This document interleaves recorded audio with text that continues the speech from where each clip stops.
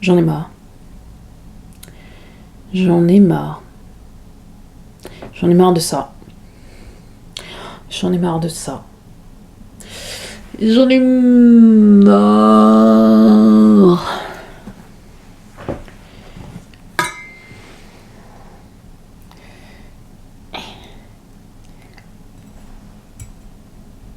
Putain de... Coupe rien ce couteau.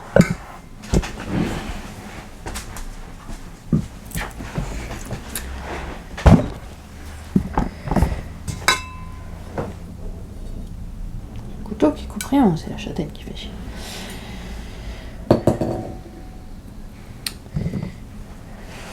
Vers Noël 2015, je m'étais dit, je m'en fous d'être grosse, je m'en fous d'être moche, tant que je peux profiter de la bouffe.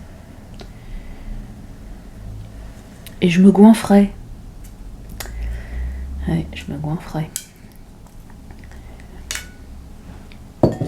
En février 2016, j'en ai eu ras le cul. Je me suis pesée. Je faisais 94 kilos.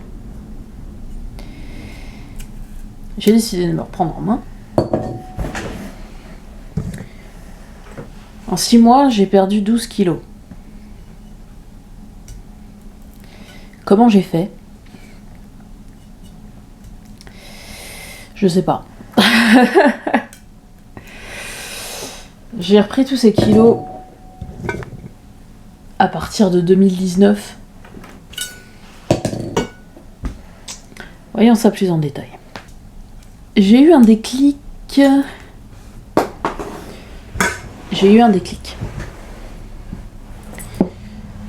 En regardant des reportages sur le jeûne et le cancer. Là, je me suis dit, merde, même si je m'en fous de mon physique, ce serait quand même con d'être en mauvaise santé. Et alors, avec cette pensée, du coup, j'ai réussi à mettre quelque chose en marche. Je vais le dire tout de suite, je suis absolument pas nutritionniste, je ne suis pas médecin. Donc tout ce que je vais dire là, ça me concerne, mais ça concerne pas tout le monde. Donc si vous avez des problèmes de santé, si vous avez des problèmes de poids, si vous avez, j'en sais rien moi, si vous avez besoin de l'avis d'un professionnel, donc quelqu'un qui a fait des études, c'est pas moi qu'il faut venir voir. Oui, je vous menace. En fait, c'est extrêmement frustrant de voir toutes ces nanas qui postent des vidéos sur leur avant, après, qui ont perdu beaucoup de poids et qui vous disent « Ouais, je l'ai fait, vous aussi vous pouvez le faire. » Ouais, tu l'as fait. Et alors, c'est bien. Et c'était comment avant que tu le fasses? Parce que le problème du poids, c'est que dès que les habitudes changent, on peut le reprendre. C'est ce qui m'est arrivé. Donc, en février 2016, j'ai pris la décision de me battre pour ma santé. Je cherchais pas absolument à perdre du poids parce que je me trouverais plus jolie, même si, évidemment, c'était aussi un des objectifs. Je voulais surtout rester en vie. Alors, j'étais en obésité modérée, comme maintenant, parce que j'ai repris du poids, je me souviens. Et du coup,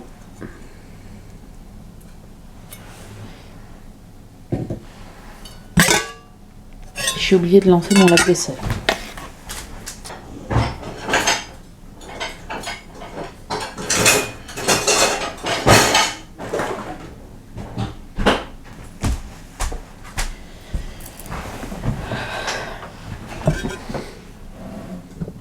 En fait, ce que j'ai envie de dire, c'est que la prise de poids est un symptôme. Un symptôme de quelque chose de plus profond, souvent. Je sais pas comment m'exprimer, mais en fait, je me dis que que si on arrive à se comprendre soi-même, que si on arrive à se pardonner, que si on arrive à être bienveillant. Ça, c'est un terme qui m'a ouvert les yeux sur beaucoup de choses, la bienveillance. La bienveillance, c'est pas de la gentillesse. J'avais l'impression qu'en étant trop gentille, j'étais quelqu'un de trop con, en fait, et que les gens profitaient de moi. Et ça a été le cas. Mais en étant bienveillant, on peut aider les gens, et on peut s'aider soi-même. Et ça fait toute la différence, en fait. Quel rapport avec le poids ? Tout, en fait. La prise de poids, la perte de poids probablement aussi, mais je m'y connais moins, est un symptôme de quelque chose de plus profond. Et le seul moyen de comprendre ce que c'est, qui est si profond en nous, en chacun d'entre nous, c'est la bienveillance envers soi. Beaucoup de gens parlent de prendre soin de soi et tout.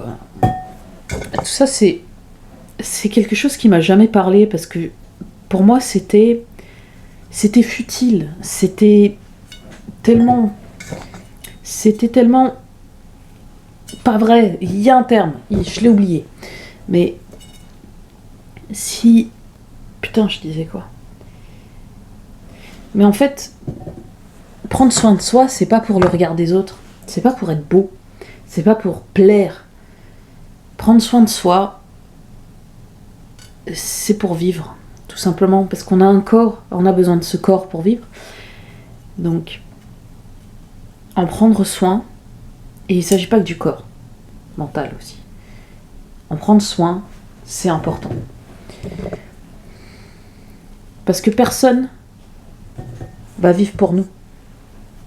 Et que si nous, on veut vivre sur cette terre, eh ben, on a besoin de notre corps. C'est comme un véhicule. C'est bizarrement dit, mais si vous voulez continuer à vivre, prenez soin de votre corps et de votre mental. Alors évidemment, c'est pas chose facile, surtout dans cette société où consommer c'est le bien, n'est-ce pas ? Et où on vous ment facilement tous les jours sous vos yeux avec la publicité, les produits hyper sucrés, gras, mauvais pour la santé qu'on vous met juste sous le nez. Autant le dire tout de suite, je suis accro au sucre et je suis accro à la bouffe depuis très longtemps. Et c'est quelque chose qui est handicapant. Mais c'est important de savoir une chose, c'est que le fait que vous vous goinfriez, que vous soyez accro au sucre, à la bouffe, à la malbouffe, c'est pas votre faute. C'est quelque chose avec lequel il faut être clair avec soi-même. Ce n'est pas de votre faute. Il y en a qui diront que vous n'avez aucune volonté.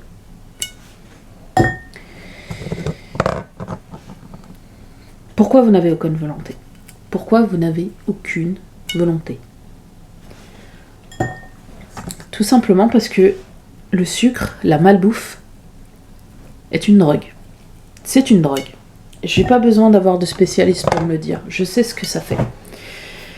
Quand la seule chose qui nous motive à nous lever le matin, c'est nos céréales bien sucrées au chocolat. Quand on s'ennuie, on a juste envie de bouffer. Que ça nous prend la tête et que quand on fait des efforts pour moins manger, pour mieux manger, on ressent un manque. J'ai pas besoin de spécialiste pour me dire que c'est une drogue. Et la pire chose à faire quand on est drogué, c'est de culpabiliser. Il faut arrêter de vous dire que c'est de votre faute, parce que ce n'est pas vrai. Les industries de la bouffe qui mettent du sucre dans tout et n'importe quoi. Les commerçants qui mettent en avant les produits pourris. Et évidemment, généralement, ils sont moins chers, donc à la portée de tous. N'est-ce pas ? Il suffit de regarder le contenu des produits pour se rendre compte de toutes les saloperies qu'on mange. Il n'y a pas besoin de s'informer beaucoup. Il suffit de voir le nombre de sucre pour 100 grammes pour être scandalisé. Quand vous verrez que la plupart de vos produits que vous mangez ont en moyenne la moitié de leur contenu c'est du sucre, faut pas s'étonner de devenir accro. Voilà. Donc, ce n'est pas de votre faute. Ce n'est pas de la faute de vos proches non plus. Les seuls responsables, ce sont ceux qui fabriquent ces produits. Alors, les gens vont me dire, ouais, du coup, ça sert à rien de leur en vouloir, il faut juste tourner la page. Je suis pas d'accord avec ça. Moi, je me dis, si vous avez de la haine envers vous-même, parce que vous êtes en surpoids, ou en sous-poids d'ailleurs, si vous avez de la haine, vous vous en voulez pour ça, de la culpabilité, ou envers vos proches, qui ne vous ont pas aidé, qui ne vous ont pas retenu, que sais-je encore. Quand on est mal comme ça, on a besoin d'avoir un coupable. C'est normal, c'est humain. Voilà. Alors, que ce coupable, ce soit vous-même ou vos proches, arrêtez. Parce que si vous voulez vraiment avoir une cible, c'est ceux qui fabriquent ces produits. Ce sont eux, les coupables. Alors, je pense qu'un exercice intéressant à faire, c'est d'extérioriser cette haine que vous pouvez avoir pour ces gens. Vous savez pas qui ils sont, s'en fout. Il faut faire sortir cette haine que vous avez en vous et que vous retournez probablement contre vous ou contre les autres. Il faut qu'elle sorte. Donc, par écrit, ou comme vous voulez, ou chantez, ou braillez, ou faites ce que vous voulez. Mais faites sortir cette haine et qu'elle soit, si vous avez besoin d'un coupable, qu'elle soit tournée vers les gens qui ont fabriqué ces produits. Vous l'extériorisez comme ça. Et une fois que ce sera fait, vous avez deux choix, maintenant que vous êtes débarrassé de cette haine. Vous pouvez vous placer en victime, et donc pleurer sur votre sort. Ça fait du bien. Ça fait du bien de temps en temps. Mais ça ne résout pas les problèmes. Alors maintenant, c'est quoi la deuxième option ? La deuxième option, c'est de vous pardonner. Parce que jusqu'à maintenant, vous vous en êtes certainement voulu d'avoir pris tout ce poids. Alors que vous n'étiez pas coupable. Il y a une technique que j'utilisais avec mon ancienne psychologue qui marchait bien. C'était de me visualiser enfant. Parce qu'on arrive plus facilement à pardonner à un enfant. On arrive plus facilement à se dire que, bon, il a fait une bêtise, il s'est senti coupable, il a finalement tourné la page, donc on va le pardonner aussi. Comme ça, il pourra se pardonner soi-même. Donc vous visualisez enfant. Vous imaginez que c'est cet enfant, vous, enfant, qui a pris tout ce poids. Est-ce que vous avez vraiment envie de lui en vouloir ? Est-ce que vous trouvez vraiment que c'est de sa faute ? Probablement pas. Alors vous le pardonnez. Et vous vous pardonnez au passage.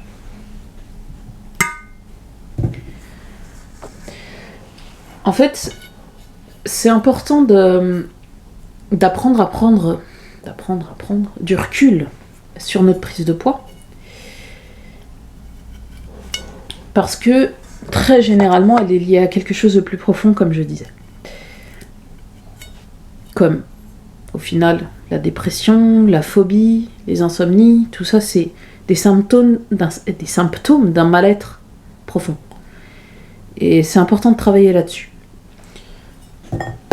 Donc, un suivi par un professionnel, ça aide. Alors maintenant, la question c'est, comment est-ce qu'on fait pour s'aimer soi-même ? J'ai passé ma vie à me détester. À détester mon corps, à détester mon caractère, à détester ma façon de penser. J'ai vraiment eu cette impression de vivre dans le corps d'une personne que je n'aime pas. Comment je fais aujourd'hui pour m'apprécier un peu plus ? Alors, les gens vous donneront plein de techniques, sourire devant le miroir, vous féliciter, compagnie. C'est en fait, mais quand tu le penses pas, c'est pas évident. Et là, je pense que la technique de l'enfant c'est pas mal aussi. Moi, personnellement, ça a débloqué quelque chose en moi. Parce que j'étais une gamine confuse, un peu perdue. J'avais pas beaucoup d'amis. Et les peu d'amis que j'avais, ils se servaient pas mal de moi. Et j'avais pas énormément de soutien de ma famille, qui comprenait pas forcément ce qui se passait non plus. Du coup, je me suis énormément isolée. Et du coup, je reprenais au mot ce qu'on pouvait me dire, hein, que j'étais conne, débile, attardée. Et pourtant, quand je regarde en arrière, non, en fait, pas tant que ça. C'est juste que j'avais une façon de penser qui était différente des autres, c'est tout. Donc j'ai essayé de me remémorer des souvenirs de bêtises que j'aurais pu faire étant gamine et de me pardonner. Et de lui dire à cette gamine que c'était pas grave en fait. Que peut-être mon entourage en a fait tout un plat, que peut-être mes proches m'en ont voulu pour des raisons X ou Y, mais au final il n'y avait pas raison d'être. Et à cette pauvre gamine qui a subi tout ça et qui avait personne pour l'aider, je suis venue lui dire, moi je suis là pour t'aider. Moi je suis là pour t'aider et je t'assure que tu n'as rien fait de mal. Rien du tout. Et cette technique a marché pour moi. À partir de là, à partir de ce moment-là, il y a quelque chose qui s'est déclenché et j'ai commencé à me pardonner un peu plus. Je fais des erreurs, je suis un être humain. C'est pas parce que je suis adulte que je dois forcément être parfaite, ne jamais faire de bêtises, ne jamais faire de conneries, ne jamais faire d'erreurs. Et pourtant, j'en fais au quotidien. J'en fais au quotidien et puis je me rends compte qu'en fait ça change rien. Tant que je tue personne. À partir du moment où on accepte que les choses, que les gens sont tels qu'ils sont, et qu'on en fait partie, on est tel qu'on est, on s'accepte un peu mieux en fait. Et quand je vois tous ces gens qui sont en obésité, parfois morbide, mais qui s'acceptent tels qu'ils sont et qui vivent bien malgré tout. Je comprends enfin pourquoi, en fait. Parce que c'est une étape à avoir pour être capable d'avancer. D'avancer en perdant du poids ou pas, en luttant contre sa dépression. Pour lutter contre sa dépression. Pour vivre, pour être heureux. Ça veut dire que l'amour qu'on va avoir pour nous-mêmes, la bienveillance, c'est vraiment ça qui va nous permettre d'avancer dans la vie et de se sentir bien.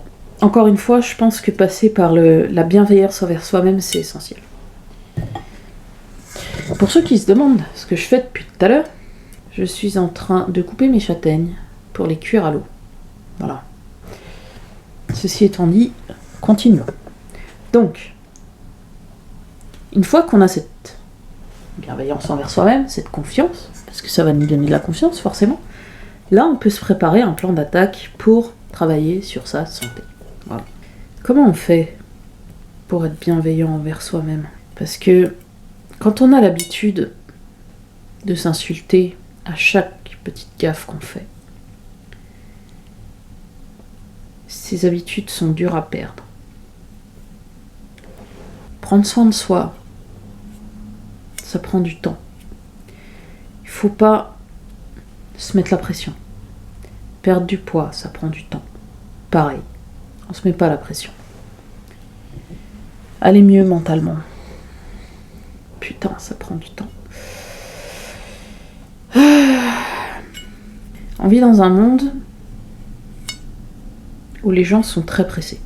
Alors ça va faire un peu discours de vieux sage, mais c'est un fait. Je sais de quoi je parle parce que, en plus de l'addiction au sucre, je suis aussi addict aux écrans. Et quand on est addict aux écrans, le tout de suite,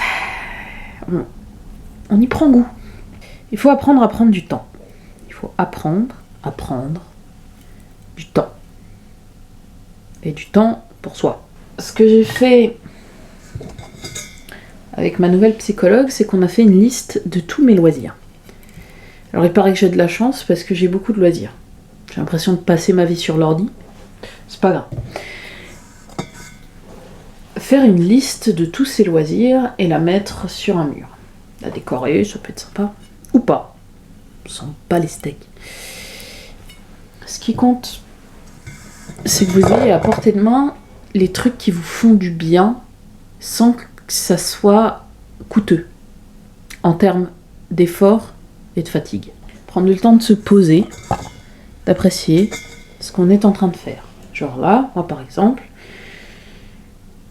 au lieu de méditer tout en coupant mes châtaignes, je vous cause. Mais en même temps, c'est pas plus mal. Ça me fait un peu réfléchir. J'ai passé beaucoup de temps à essayer de comprendre ce que mon corps essayait de me dire. Parce qu'encore une fois, je suis pas en très bonne santé et je le ressens tous les jours dans mon corps. J'ai bien envie de parler de dépression et de partager ce que je vis, ce que je ressens pour d'autres.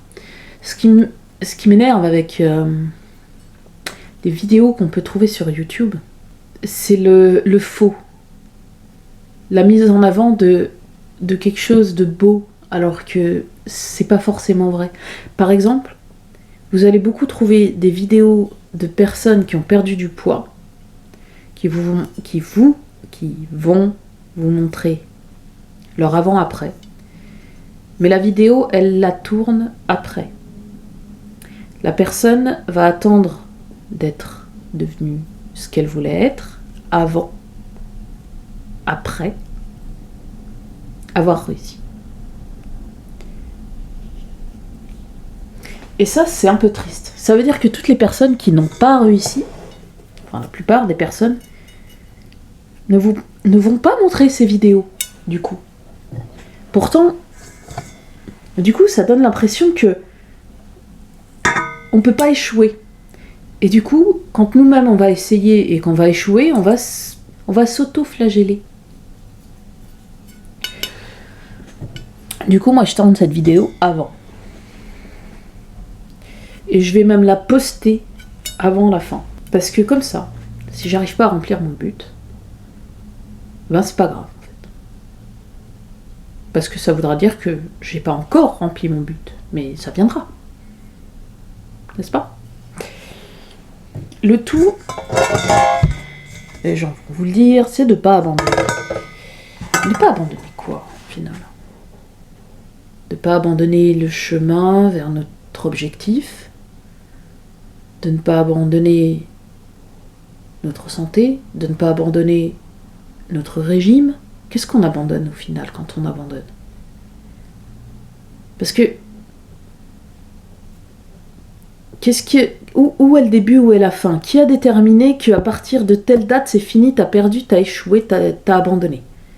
C'est un délire. C'est comme tous ces workouts qui te disent en 2 semaines ça sera ça, en 1 mois t'auras ça, en 3 mois t'auras ça. Et ils sont très bien, hein. Il y en a des très bien. Mais ce que je veux dire, c'est que vous n'avez pas besoin de faire ça comme ça. C'est pas écrit noir sur blanc, c'est pas dans la loi, vous n'avez pas besoin de faire ça comme ça. Vous vous dites simplement, à partir d'aujourd'hui, je fais un petit peu d'exercice à chaque fois que je me sens d'en faire. Et c'est pareil pour tout en fait. C'est vrai que les dates limites permettent de se motiver et d'avancer. C'est un fait.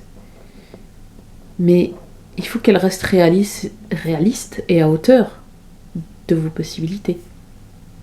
Il faut que j'arrête ma vidéo là, j'ai plus de batterie. De toute façon, je pars en couille.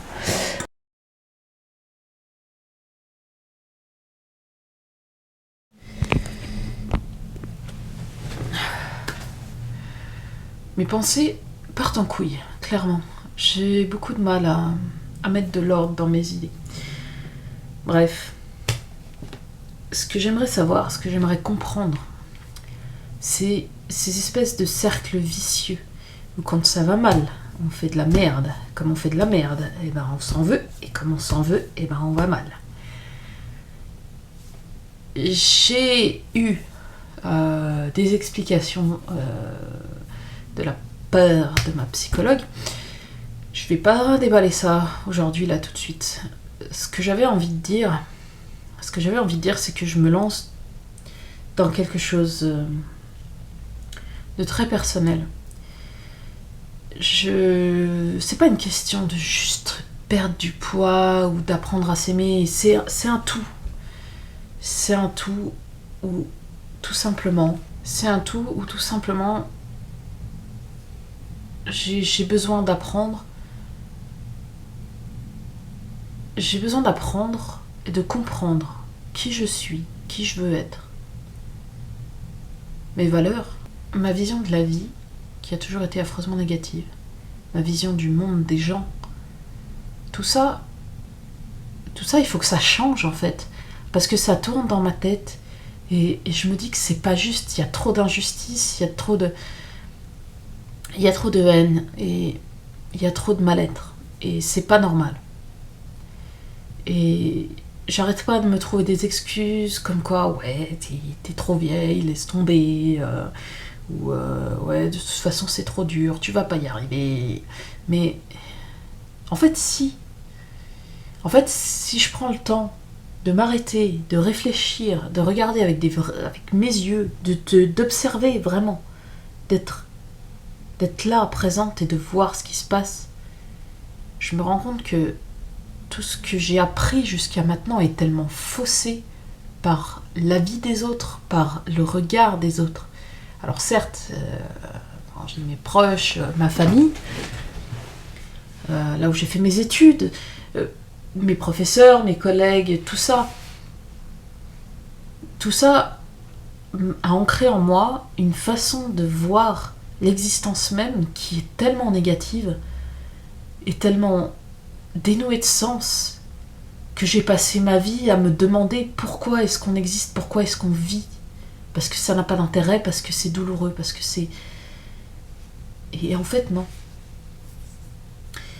Et en fait, je le vois comme ça parce que c'est ce que j'ai retenu de ce que j'étais avant. J'ai fait beaucoup de progrès depuis. Lent, très lent. Mais il y a beaucoup de subtilité dans l'existence que je finis par, pas par comprendre, mais par déceler, en fait. J'arrive à distinguer ce qui me correspond et ce qui ne me correspond pas. Et ça peut sonner prétentieux. Mais en fait, non, parce que ça ne me concerne que moi. Que n'importe qui d'autre, avec le même parcours que moi, aurait vu les choses différemment. Donc ça n'a rien de prétentieux. Parce que je dis pas avoir la raison absolue, la vérité, je connais tout, 42, non. Je comprends, je visualise différemment le monde par rapport à mes valeurs. Et mes valeurs qui étaient très négatives jusqu'à maintenant deviennent plus neutres, en fait. J'ai jamais voulu vivre dans un monde de bisounours tout rose, arc-en-ciel, licorne, tout ça. J'ai horreur de ça. J'ai besoin de prendre conscience que le monde n'est pas tout noir ou tout blanc, il est gris. Il est gris et j'aime beaucoup le gris. Donc, je crois qu'on peut tous faire ça, en fait. On peut tous faire ça et je pense que c'est quelque chose de nécessaire pour notre bien-être, tout simplement, individuel. On n'est peut-être pas fait pour vivre en société, en fait. Pas aussi grand, je sais pas. Dans tous les cas, je me dis qu'avec la bienveillance, pas la gentillesse, c'est pas pareil. Avec la bienveillance, la compréhension d'autrui, on peut vivre dans un monde meilleur, tout simplement. Quel rapport avec le poids, tout ça? Ben, en tant que grosse, on s'est beaucoup foutu de moi. Alors que j'étais même pas en surpoids. J'étais à un poids normal, mais plus élevé. Et on s'est foutu de moi, on m'a engueulé, on m'a donné des avertissements dans tous les sens. J'ai pas eu de soutien, j'ai rien eu. Je me rends compte que le moindre petit truc qui peut paraître... qui est clairement négatif culturellement parlant, ça peut te détruire ta vie. Et ça, c'est une tristesse. Pourquoi Et j'ai pas envie de savoir pourquoi, en fait. En fait, je sais pas. Je sais pas ce que je veux à ce sujet. Ce que je sais, c'est que ces avis-là, qui ont été formés par notre culture, qu'ils soient sexistes, homophobes, transphobes, racistes, tout ce que vous voulez, tous ces fonctionnements de pensée qui sont ancrés dans notre cerveau et qui ne sont pas de nous, il faut lutter contre. Il faut lutter contre. Parce que ça nous détruit qui on est et ça détruit les autres. C'est de la haine pour de la haine, ça n'a pas d'intérêt. Et pour ceux qui vont me dire « Ouais, mais les gros, ils sont en mauvaise santé, il faut leur dire... » Ils le savent, ils n'ont pas besoin que vous leur disiez. Et on peut très bien être gros et en bonne santé, et maigre et en mauvaise santé. Faut arrêter. C'est pas à vous de faire ça. C'est pas à vous de leur dire ça ne vous regarde pas.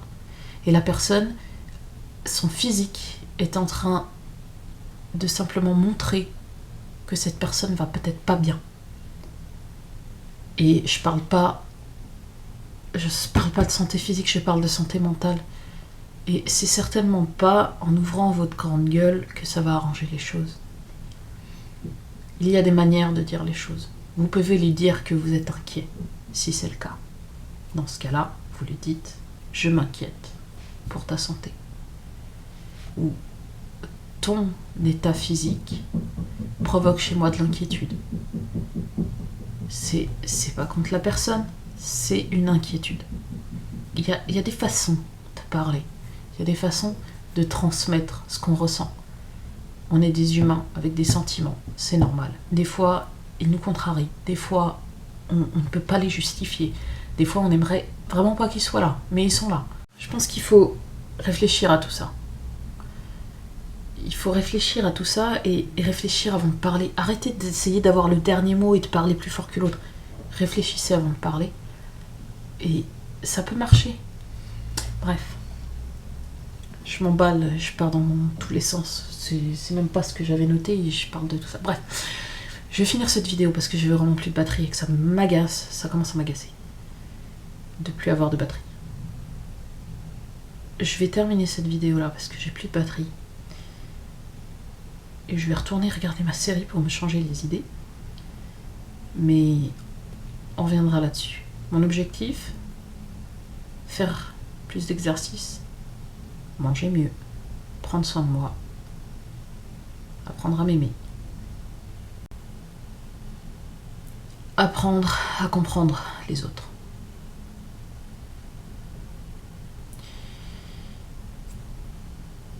À vous de voir si vous avez envie de me suivre dans cette aventure. On verra ce que ça donne. Salut!